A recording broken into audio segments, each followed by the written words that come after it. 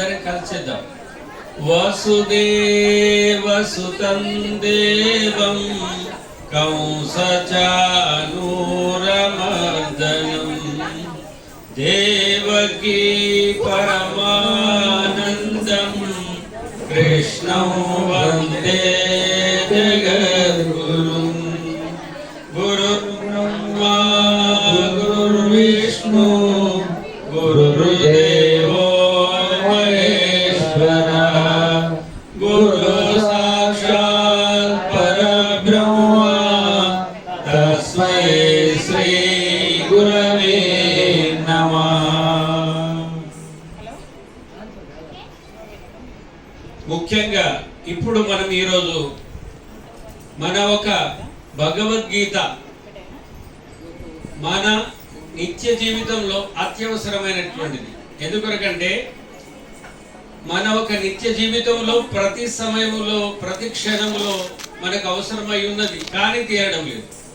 ఎందుకంటే అనుకోండి, అర్జునుడే యుద్ధం చేశాడు మన ఒక కురుక్షేత్రంలోని మనం అనుకుంటున్నాము, కానీ మనం కూడా నిత్యం మన ఒక నిత్య జీవితంలో యుద్ధం చేస్తున్నాము.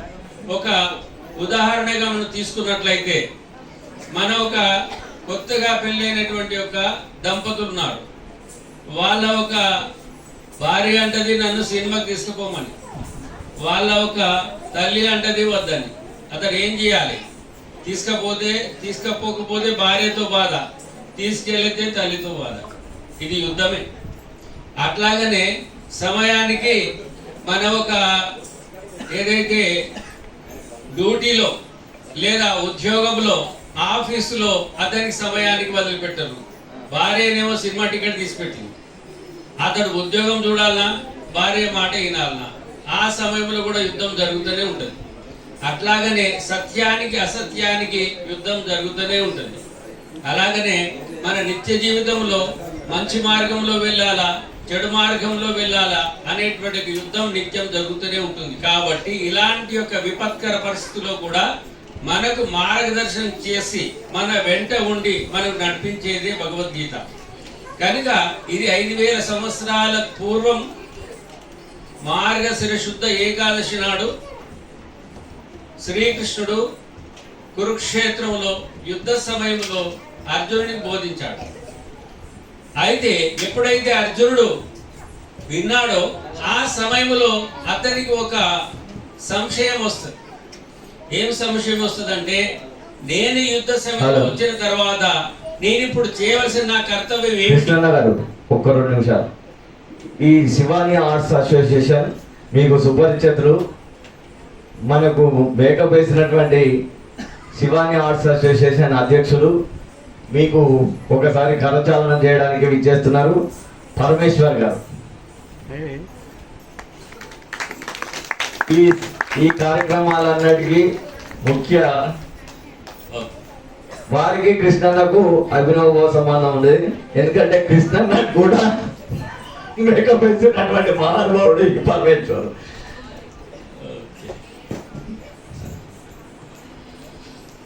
అలాగనే యా స్వయం పద్మనాభస్య సాక్షాత్ పరమాత్ముని ముఖార బిందము నుంచి వెలువనటువంటిది గంగా ప్రవాహంలా మన యొక్క ఈ యొక్క యుద్ధ క్షేత్రంలో పరమాత్ముడు శ్రీకృష్ణుడు ఈ యొక్క అర్జునుడికి బోధించినటువంటిది శ్రీమద్ భగవద్గీత. కనుక నేటి యువనికి ఎంత అవసరం ఉన్నది, ప్రతి మానవునికి ఎంత అవసరం ఉన్నది అనేది మనం తెలుసుకోవాలి.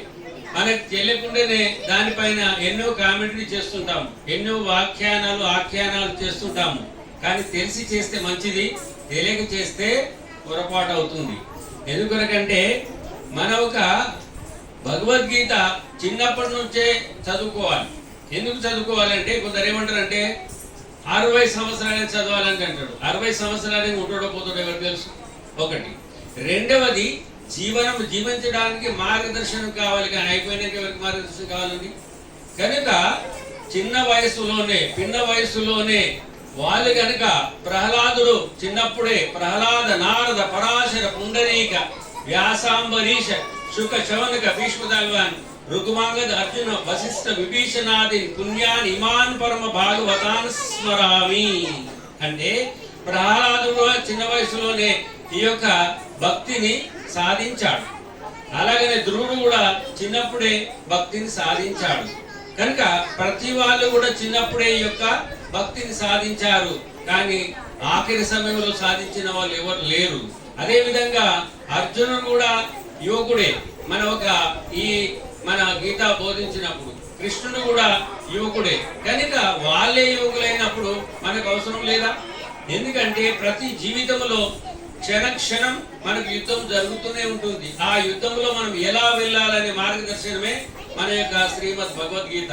కనుక దాన్ని ప్రతి వారు ప్రతి సమయంలో మనం ఎప్పుడైతే దాన్ని తీసుకుంటాం, అంటే కర్మయోగం చేయాలన్నా ఆ కర్మయోగం ఏ విధంగా ఆచరించాలనేటువంటిది జ్ఞానయుక్తమైన కర్మ చేయాలి. వర్క్ ఈస్ వర్షిప్ అని తెలవాలంటే, అంటే మనకు చేసే పని భక్తి కావాలి అంటే భగవద్గీతనే చదవాలి. అదే విధంగా జ్ఞానమైన భక్తి చెయ్యాలి అంటే కూడా, భక్తి అంటే ఏమిటి అంటే ఏంటంటే భక్తి ఈజ్ ఎన్ అండర్స్టాండింగ్. అంటే మనం అర్థం చేసుకొని చేయాలి. నేను గుడికి వెళ్తున్నాను, ఎందుకు వెళ్తున్నావు? అందరు వెళ్తున్నారు, నేను వెళ్తున్నాను, అది కాదు. నేను భగవంతుని గురించి తెలుసుకోవాలి, నా గురించి నేను తెలుసుకోవాలి. ఆ తర్వాత నా జీవిత విధానం ఏ విధంగా ఉంటే, way of life, way of worship, way of thinking, ఈ మూడు జీవితంలో అత్యంత ప్రధానమైనటువంటి యొక్క మూడు భాగాలను కనుక మనం తెలుసుకున్నట్లయితే మన జీవితము ఉన్నతమైతుంది, ఉత్కృష్టమైతుంది, శ్రేష్టమైతుంది. అందుకొరకే ఈ యొక్క శ్రీమద్ భగవద్గీతను మన ఒక అర్జునుడికి బోధించాడు. ఆ దానిలోని కొన్ని అంశాలను మనం తెలుసుకునే ప్రయత్నం మనం చేద్దాం. గోపాలకృష్ణుని మురళి సమస్త గోకుల వాసులను ముగ్ధులను చేశారు. ఎప్పుడైతే శ్రీకృష్ణుడు చిన్నప్పుడే పిన్న వయసులోనే మురళి తీసుకొని వాయించాడంటే గోవులు, అదే కాకుండా గోపికలు, అదే కాకుండా గోపాలులు, యావత్ సమాజము నృత్యం చేశారు. కనుక అలాంటి ఒక స్నిగ్ధత, స్నేహము, వాత్సల్యము వాళ్ళపైన అతను చూపించాడు. అందుకొరకే అతన్ని మురళి వినగానే అందరూ ముగ్ధులయ్యేవారు, నృత్యం చేసేవారు, ఆనందభరితులయ్యేవారు. అలాగనే మన ఒక యోగేశ్వర శ్రీకృష్ణుడు జ్ఞానమురళి గీతా ద్వారా కురుక్షేత్రం యొక్క యుద్ధ భూమిలో అర్జునుడికి ప్రేరణ ఇచ్చాడు. అప్పటి నుండి ఇప్పటి వరకు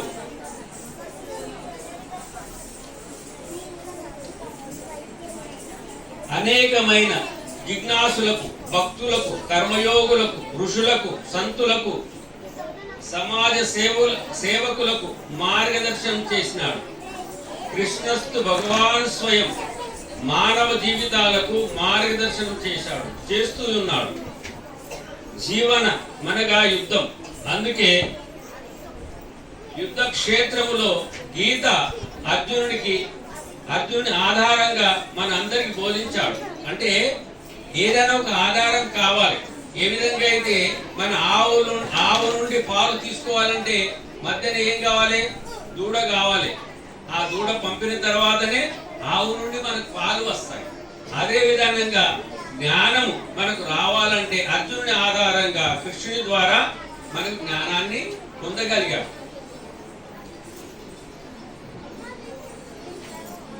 జీవన యుద్ధం నుండి పారిపోకుండా ధైర్యంగా జీవిస్తూ దుష్యంతీచ రమంతీచ, అంటే మన ఒక ముఖ్యమైన విషయాన్ని మనం గమనించాలి. అసలు భగవంతుడు ఏం చేస్తే సంతోషపడతాడండి? ఏం చేస్తే భగవంతుడు సంతోషపడతాడు అంటే, మన పిల్లలు మన ముంగట నవ్వుతూ ఆడుతుంటే సంతోషపడతామా? ఏడిస్తే సంతోషపడతామా? నవ్వితేనే కదా. అలాగనే మనమందరూ కూడా భగవంతుని యొక్క సంతానం. మామైవాంశో జీవలోకే జీవభూత సనాతన, అంటే ఈ భూమిలో ఉన్నటువంటి వాళ్ళందరూ కూడా, ఈ ప్రపంచంలో వాళ్ళందరూ కూడా నా సంతానం అని భగవంతుడు ఘట్టాబద్ధంగా చెప్పాడు. అదే విధానంగా మనం భగవంతుని సంతానం అయినప్పుడు మనం నవ్వుతూ జీవిస్తే భగవంతుడు సంతోషపడతాడు. కానీ మనం ఏదో లేని ముగటేసుకుని ఏడుస్తూ ఉంటాము. కనుక ఇది సరి అయినది కాదు. కనుక మనం నవ్వుతూ జీవించే విధానం కావాలంటే మనం భగవద్గీతను చదవాల్సిందే. వేద ఉపనిషత్తుల సారమే భగవద్గీత. సర్వశాస్త్రమయీ గీత. ఏ ధర్మము సంఘములను విమర్శన చేయకుండా సర్వ మానవులకు అంటే ఏ ధర్మాన్ని గాని ఏ సంఘాన్ని గాని ఎవరిని కూడా విమర్శన చేయకుండానే భగవంతుడు ఈ యొక్క భగవద్గీతను బోధించాడు.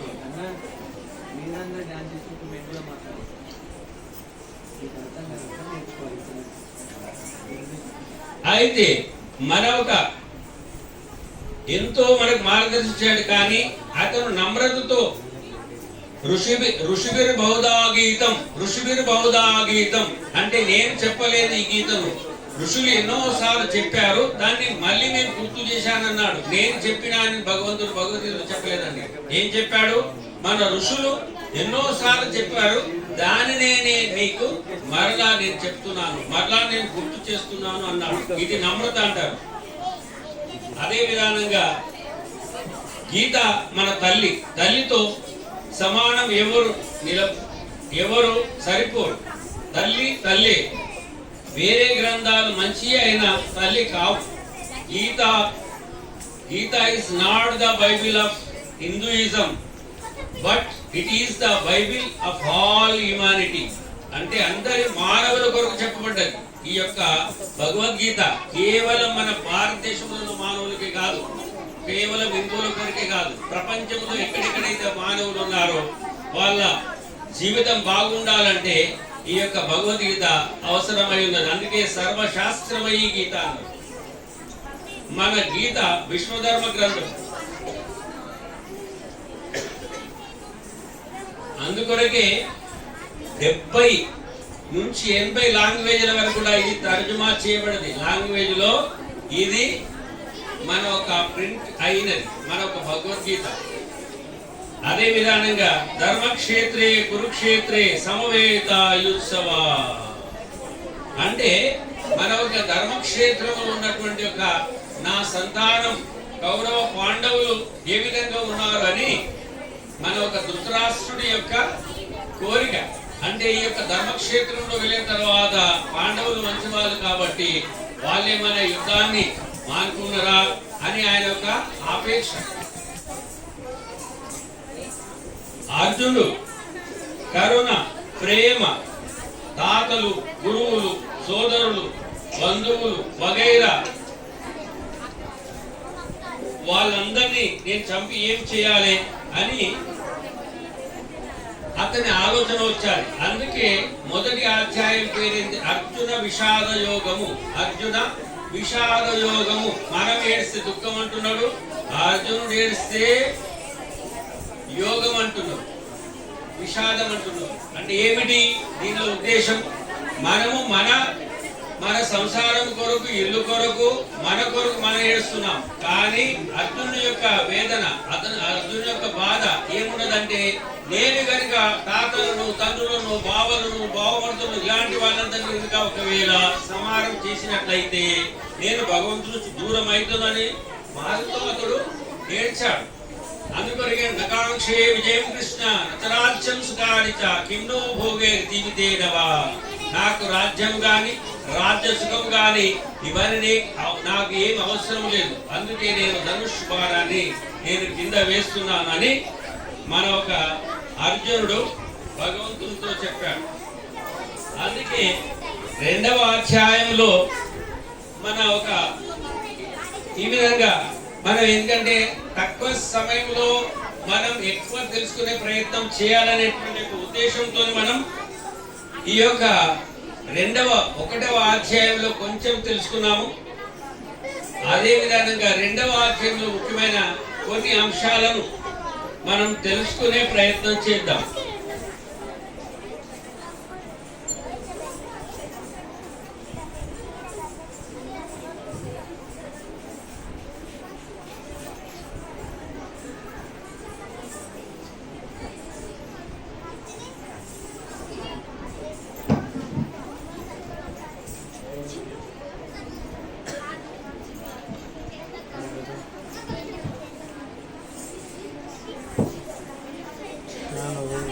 काम पक्की करा है।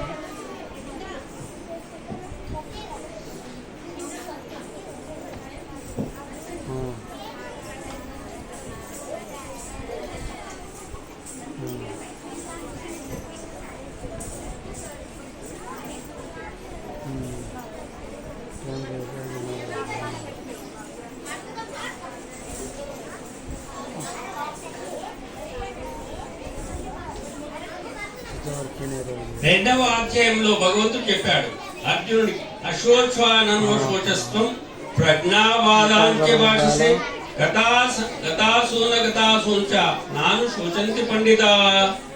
శ్రీకృష్ణ భగవానుడు చెప్పాను, ఓ అర్జున, నీవు శోకింపదగని వారి గురించి శోకించింది, పైగా బుద్ధి వాదముతో కూడిన వాక్యములు కూడా పలుకుతున్నావు. జ్ఞానులకు వారు మరణించిన వారిని గురించి గాని జీవించిన వారిని గురించి గాని ఎన్నటికి నీ దుఃఖింపరు. అంటే మనం ఏదైతే అవసరం ఉన్నదో దానిని వదిలిపెట్టి అనవసరమైనటువంటి దాని గురించి నీవు ఈ విధంగా చింతిస్తున్నావు, ఇది నీకు తగదు అర్జున అని భగవంతుడు అతనికి చెప్పాడు. అయితే ముఖ్యమైన విషయాలు మనం తెలుసుకోవడానికి మనం 22వ, మీరు కూడా మీ దగ్గర భగవద్గీత ఉంటే నేను 2వ అధ్యాయంలో ఉన్నటువంటి యొక్క మన 22వ శ్లోకం గురించి చెప్తున్నా, మీరు కావాలంటే మీరు తీసి చూసుకోవచ్చు కూడా. 22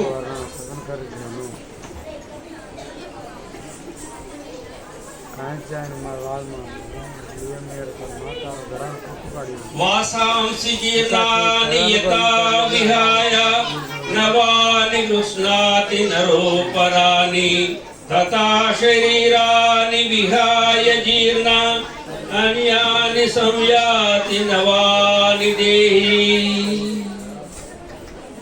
ఏ విధంగా అయితే మనం మన యొక్క వస్త్రములు చిరిగిపోతే వాటిని వదిలిపెట్టి మనం కొత్త వస్త్రములు ఏ విధంగా అయితే వేసుకుంటామో అదే విధంగా ఈ యొక్క జీర్ణావస్థలో ఉన్న శరీరం, శిథిలమైనటువంటి శరీరాన్ని, ఈ యొక్క ఆత్మ ఈ శరీరాన్ని వదిలిపెట్టి నూతనమైనటువంటి శరీరంలో వెళ్ళిపోతుంది.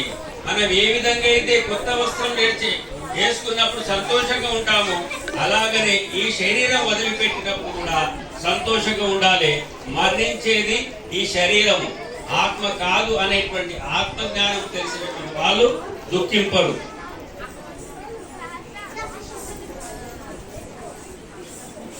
అదే విధానంగా నైనం చిందంతి శస్త్రాని నైనం దహతి పావక నచైనం క్లేదయంత్యాపు నశోషయతి మారుతః.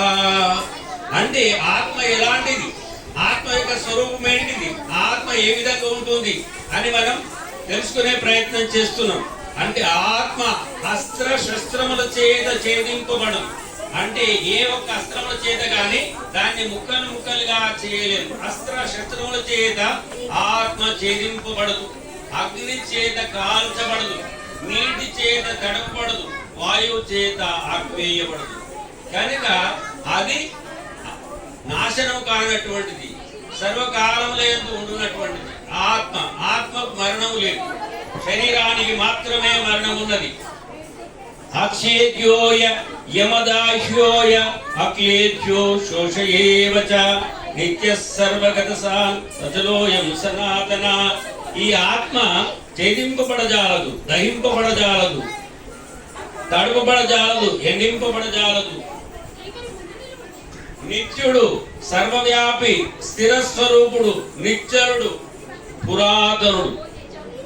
కనుక ఇలాంటి యొక్క స్వరూపాన్ని మనం తెలుసుకున్నట్లయితే దీన్ని ఏమంటారు, స్వస్వరూపము.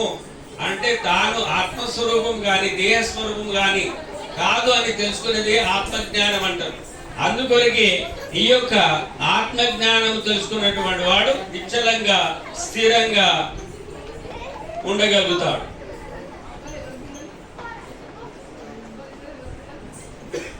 అవ్యక్త్యోయ యమచింత్యోయ మహివికార్యో యముచ్యతే తస్మాదేవం విద్యుతైనం నాను శోచితుమర్హసి. ఈ ఆత్మ ఇంద్రియములకు గోచరము కానివాడు.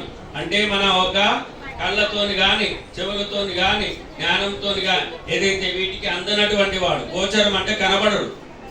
మనస్సు చే చింతింప శక్యము కానివాడు, వికారములు పొందింపదగనివాడు అని చెప్పబడుతున్నాడు. కావున ఈ ప్రకారముగా తెలుసుకొని నీవు దుఃఖింప తగవు.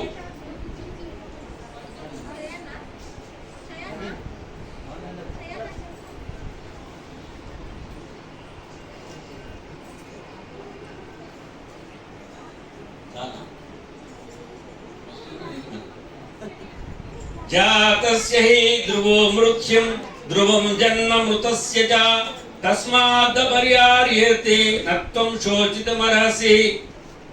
అంటే మన ఒక జాతసి ధ్రువో మృత్యుం, పుట్టినవాడు చావక మానడు, పుట్టినవాడు చావక మానడు, సచ్చినవాడు పుట్టక మానడు. ఇవి చావు పుట్టకులు అనేటువంటి ఈ శరీరానికి ఎల్లప్పుడూ జరుగుతూనే ఉన్నాయి. కనుక ఇలాంటి దాని గురించి మనం చింతే అవసరం లేదు. ఈ దాని గురించి తెలుసుకున్నప్పుడే మనం ఈ యొక్క వాస్తవ స్థితిలో మనం వెళ్ళిపోతాం.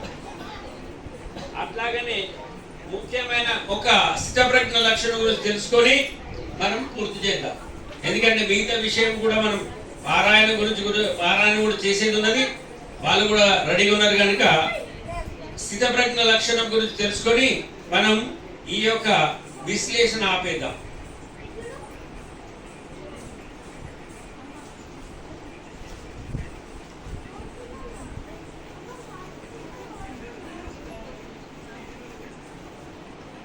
అర్జునుడు భగవంతుని అడుగుతున్నాడు, స్థితప్రజ్ఞస్య కావాశ సమాధిస్తస్య కేశవ స్థితదిం కిం ప్రభాషేత కిమాసీత వ్రజేత కిం. అర్జునుడు అడుగుతున్నాడు, ఓ కృష్ణ, సమాధి యందున్న స్థితప్రజ్ఞుడు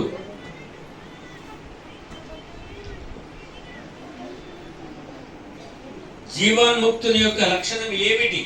అతడు ఎట్లు మాట్లాడును, ఏ రీతిగా ఉండును, ఎట్లు సంచరించును, అంటే అతని యొక్క లక్షణాలు ఏమిటి అని అడిగాడు. భగవంతుడు చెప్తున్నాడు, శ్రీ భగవాను వాచ ప్రజాహతి యదా కామాన్ సర్వాన్ పార్థ మనోగతాన్ ఆత్మన్యేవాత్మనా తుష్ట స్థితప్రజ్ఞస్తదోచ్యతే. శ్రీకృష్ణుడు చెప్పాను, ఓ అర్జున, ఎప్పుడు మనుజుడు తన మనసు నందున్నట్టి కోరికలన్నింటినీ సంపూర్ణముగా వదిలివేయునో మరియు ఆత్మయందే ఆత్మచే నిర్మల చిత్తముతో నిరంతరం సంతుష్టిని పొందుచుండునో అప్పుడు అతడు స్థితప్రజ్ఞుడు అని చెప్పబడును. దుఃఖేషు అనుదిగ్న మనః సుఖేషు విగత స్పృహ వీతరాగ భయ క్రోధ స్థితిర్మునిరుష్యతే. దుఃఖములందు కలతనొందని మనస్సు గలవాడును, సుఖములందు ఆసక్తి లేనివాడును, అనురాగం భయము కోపము తొలగిన వాడును, ఆత్మ మననశీలుడు స్థితప్రజ్ఞుడు అని చెప్పబడును. యస్సర్వత్రా నవిస్నేహ సత్తాప్రాప్య శుభాశుభం నాభినందతి నద్వేష్టి తస్య ప్రజ్ఞా ప్రతిష్ఠిత. ఎవడు సమస్త విషయములందును దేహబంధు భోగాదులందు అభిమానము లేకయుండునో, ఆయా ప్రియాప్రియములు అనుభవించను సంతోషమును గాని ద్వేషమును గాని పొందకుండును, అట్టి వాని జ్ఞానము మిగుల స్థిరమైనది అగును. అట్టివాడే స్థితప్రజ్ఞుడు.